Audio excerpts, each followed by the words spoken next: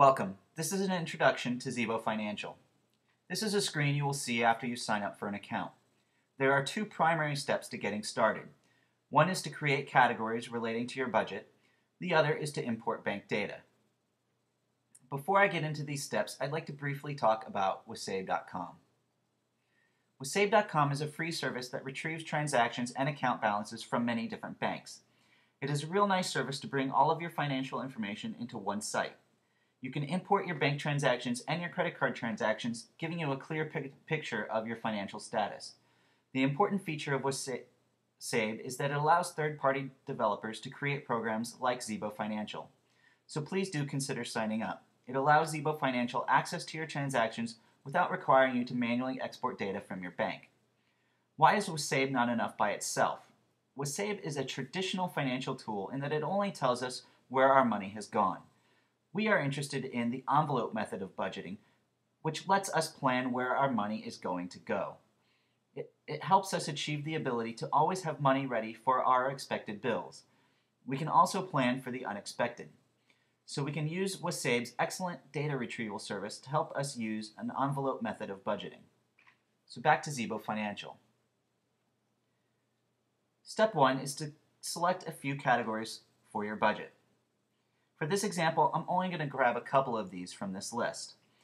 When you do this, you will want to take the time to choose all categories that are relevant to you. So I'll grab a couple common ones. Discover card, groceries, pets, rent, savings, and electricity. If there was something not listed that is relevant to my budget, I would hit Add Custom. I'll just choose Test for right now. Let's talk a little bit about what values to put for the budgets.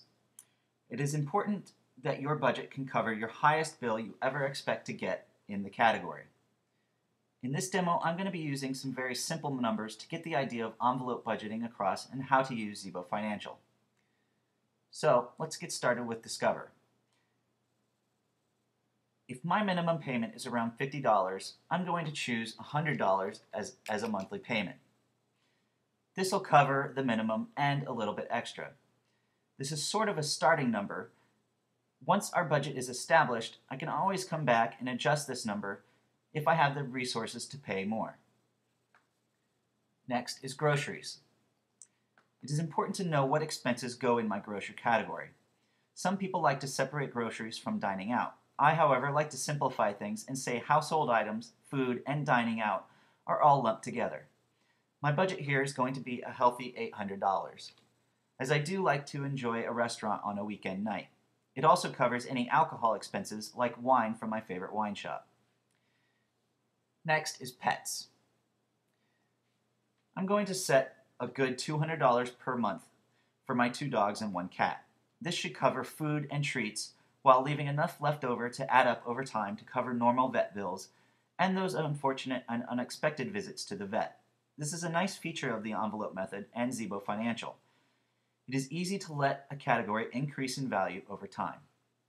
Next is rent. I'm going to set my rent at $865 per month. For this category, I know my rent never changes from month to month, so I'll use the exact amount for my budget. Next is savings. Let's put $100 towards savings at this time. It's not much, but it will let us establish our starting budget. Next category is electricity.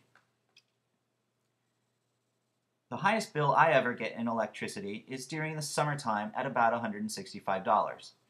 So I'm going to set my budget to a healthy $200 to make sure I can cover the highest bill.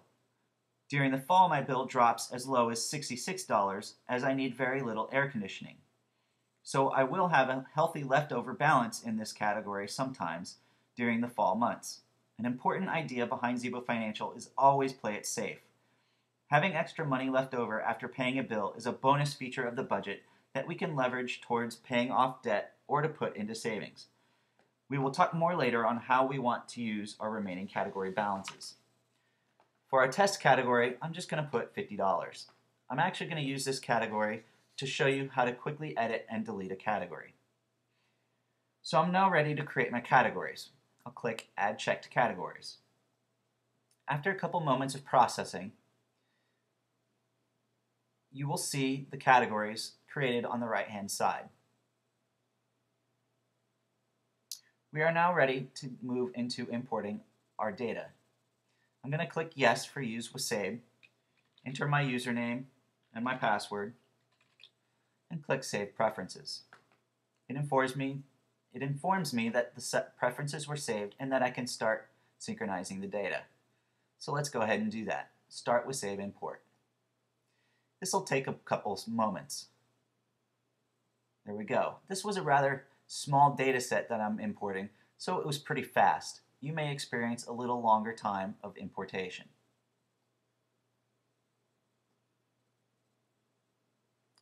Before I get into the next important step, I should note that Zebo is typically a day behind what your bank site might show. Zebo only downloads fully processed transactions from your bank. The weekends only get processed on Mondays, so many times Friday through Sunday's transactions won't download into Zebo and Zebo until Tuesday morning. This proves to be a minor inconvenience to us, however, as you will find out, because we already will know where our money is going. This is the end of part 1 of getting started. In part 2, I will go over how to sort through your items and assign them to categories. I will also show you a nice feature of linking your credit card to your credit card category so you can easily reference credit card charges.